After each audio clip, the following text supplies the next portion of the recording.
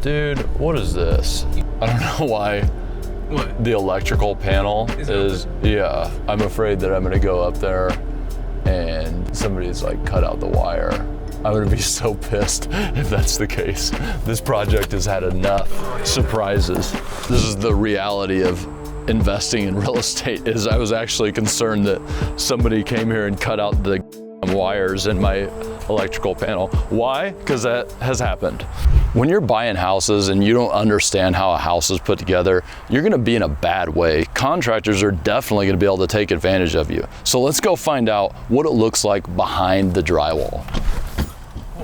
This is what it looks like behind the drywall. We're about to put drywall in on this property. You can see that the insulation is already in the walls. All the wiring is done. The HVAC is in, the plumbing, it's all past rough inspections. And now we're just waiting for the drywaller to come in and hang the drywall on the walls. But this is the perfect opportunity, one, for us to take plenty of pictures and videos so we make sure we remember what's in the walls. Because after this drywall is on, if they, for instance, put drywall over the top of this receptacle, which happens all the time, I'm not gonna know it was there until I look back at the tape. And by the way, that happens all the time, that these receptacles, or outlets you might call them, get covered up, or light boxes get covered up, or there's plumbing that's supposed to be stubbed out of the wall and it gets put behind the drywall. I'm sure that happens in houses all the time and people never check for it. So this right here is a kitchen. Well, I know that because I designed it, but I know, I can tell because there's a sink drain over here, and then I have these over the countertop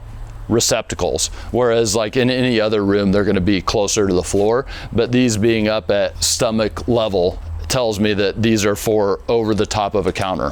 Right here we have nail plates. This is to make sure that when they come and put the drywall in, if they try to send a screw right here, they don't hit this plumbing pipe. This is actually a vent. So like when you drink your soda pop and you want to drink it really fast, you might put a hole in the bottom of it so you can chug it and it won't gurgle. Well, that's the same idea with a vent pipe, that you want to make sure that the sewer lines aren't gurgling when you flush a toilet or have the sink running. All right, here's another important concept for you to know about framing. So you've probably heard that houses are supposed to be built on 16 or 24-inch centers. That means that these studs, that's a piece of wood in the wall that's holding up the top plate that ultimately holds up the roof.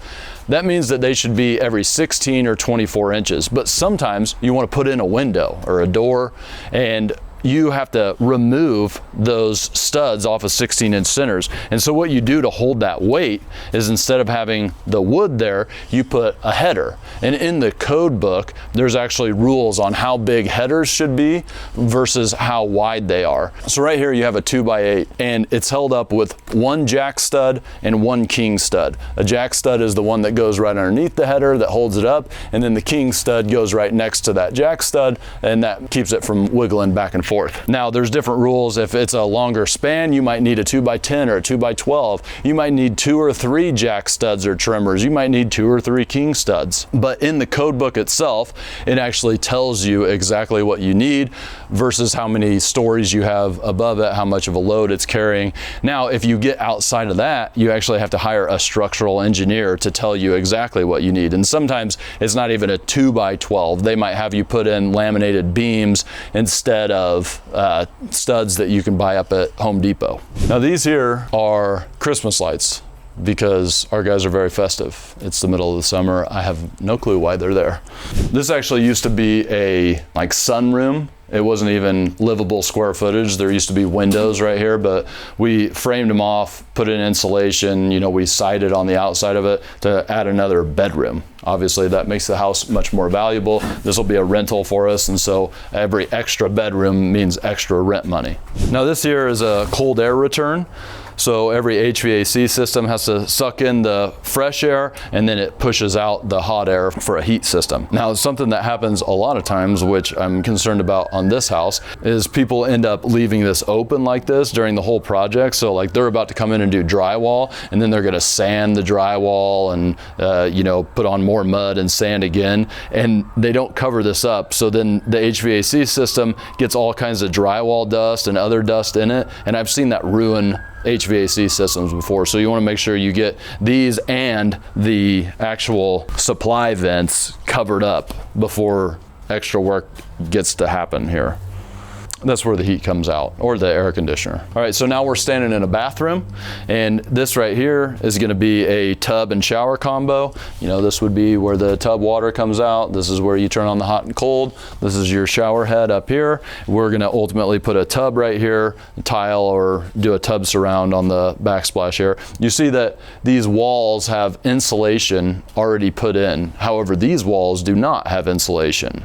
Why is that? This is an exterior wall. This is an interior wall. You're not required to have insulation on an interior wall. You might want to do that for some extra sound barrier so people can't hear you in the bathroom, but we did not choose to do that. But on an exterior wall, you absolutely have to do it for energy codes and so on and so forth. Now, depending on where you live, there's different rules for how much insulation. So this is R13, which is 3.5 inches thick, which works out perfectly because a 2x4 stud, which is what this house is framed with, is only 3.5 inches thick. So it fits perfectly in between that wall cavity.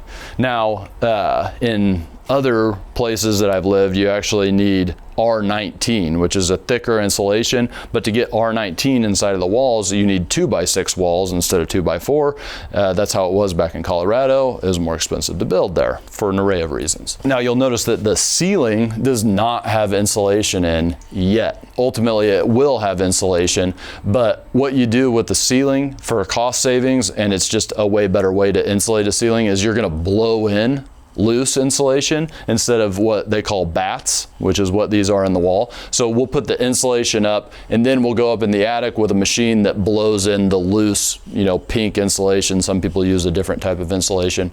And it has to be a lot thicker in the attic space because, you know, you lose a lot of heat through the attic space. So here you have to have R38, which is about 10 inches thick. Other places I've lived, you have to be even thicker. This here is gonna be a toilet. So I know that this is what a toilet plumbing looks like, and then we have just one water line, which is what that is for the supply for the back of the tank. You can see there's two water lines coming in here, a hot and a cold. You can see here where a sink will be, a vanity, there's two water lines, hot and a cold. And this, see the way this works is after the drywall goes on, you'll actually cut the end, and that's what you see on the inside of your vanity. This is the line to drain. This would be a light above a vanity. This is a light switch. Here you have an exhaust fan, and it used to be where you either had to have an exhaust fan or a window, and maybe it's still like that in some places, but definitely here you need an exhaust fan. And what the exhaust fan is for is not really because your bathroom smells bad and you want to get the smell out of it. It's because when you turn on the shower, the hot water is going to make steam in your bathroom, and that steam is going to like soak into the drywall unless you have a way for it to get out, especially here in the South. And also you have to use a different type of drywall for moisture resistance. This is all the insulation that gets wasted on every job site. I actually had this left over from another job site, so I stacked it right in the middle of the room to where nobody could miss it, and everybody missed it, and just brought all the new stuff in there. And sorry, I just think it's funny to see that you know, this wood here has all these footprints on it. You know, in like my personal house, there's footprints on the ceiling, and you might wonder like how that happens. It's because, you know, drywall gets thrown at the bottom of a job site and somebody steps on it, somebody uses it. This here used to be a back porch, and you know, it was a back porch that had a cover, but we actually framed it in and made another bedroom yet out of it. More rent, baby. If you look on this side here, that's the old siding on the outside of the house. So, you know, just a few months ago, you were looking out at the woods there. So someday those people will, the people who live in this house will go to hang a picture on the, on that back wall in there, and they'll maybe cut through the drywall and wonder why the heck is there siding on the other side of the drywall. Some people might like tear that that siding off because, you know, you want to be putting drywall on, you know, studs, but it doesn't matter, so we just put it right over the top. Okay, so I think we got all the stuff. Let's go into the basement. Very, very scary. So here's some more nail plates, and you can see there's different nail plates used on the floor than there are on the wall, like you saw earlier. But another big thing to note is this orange foam that's down here. So this is a special kind of foam that's actually a fire blocking foam. When you're building houses or remodeling houses, a really important thing is fire blocking. You want to make sure that if, for instance, a fire starts in this room on the other side of this wall and is able to get into this cavity, the space between these two studs and the floor and the ceiling, you want to make sure that it can't easily spread or quickly spread. And that way people have time to get out of the house and such. The best way, or I guess worst way, for a fire to spread is if it's able to get into a big space. So a big space would be like the basement that's underneath of us, or getting into that attic space. It would have room to really spread quickly. It wouldn't give people time to get out of the house. And so anytime you have a protrusion, a hole that goes from one space to the other, if it's into an attic space or into a basement or into a second story, they're more worried about vertical than horizontal, then you want to fire foam it or fire caulk it. There's different types of fire prevention, but we just use the foam. There's also a caulk. This foam is fire rated for longer than other foam. It's harder to burn through that. So like ultimately a fire is going to get through, but it gives more time before it gets through. And that's the whole point of the fire caulking. So same thing here, you can see where these plumbing lines went through. Now, down in this dungeon, this is where all the main stuff is. And so for some houses, you might see most of the wiring in the attic as opposed to in a crawl space or basement, but you're really gonna wire where it's easiest to get around. So this basement, like an average sized person might be able to just walk around. So, they came in here and they ran all the wiring. You can see, all kinds of wiring down here because it was easier to run. You might see that wiring up in an attic and other houses. What you won't see in the attic is water lines. You don't want to run your water lines in the attic because it's an unconditioned space and they could actually freeze. So water lines are run down here. You can see obviously all the sewer lines are run down here because sewer works on gravity. So when you flush the toilet, it gets all the way to your city sewer line because of gravity.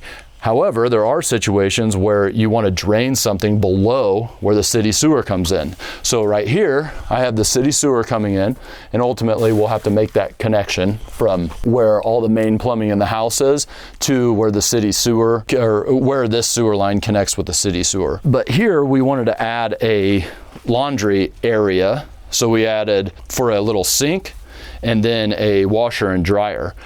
And the problem is that this was lower than where the city sewer comes in. So this right here is a pumping mechanism. The water will go in here and it will pump up and then over to the city sewer line. Now, in these older houses, a lot of times the sewer line that runs through your yard is old and broken. Maybe trees and roots have grown through it. A lot of them are old clay pipes and they get basically collapsed. And so what you need to do is you need to do a sewer scope where you actually send a camera down the line and make sure that it's in good shape. And here we have to send that video to the city. They assess it and say whether we need to replace it or not. You might want to make sure that you check that out, but you might want to make sure that you get a sewer scope done before you purchase a property, and especially in places where you have to do the sewer tap yourself, because that could be an up to like $10,000, $15,000, $20,000 job. This here is where the washing machine will get the hoses. These are hammer arresters. They make sure that the pipes don't knock. Okay, and this is your main HVAC system. So we saw the cold air return on the floor, and that's where the air gets drawn into the air handler and then the hot air comes out. This is the main trunk. And then all of these little arms are the, vents you see in the floor. That's where cold air gets pulled in, hot air gets pushed out.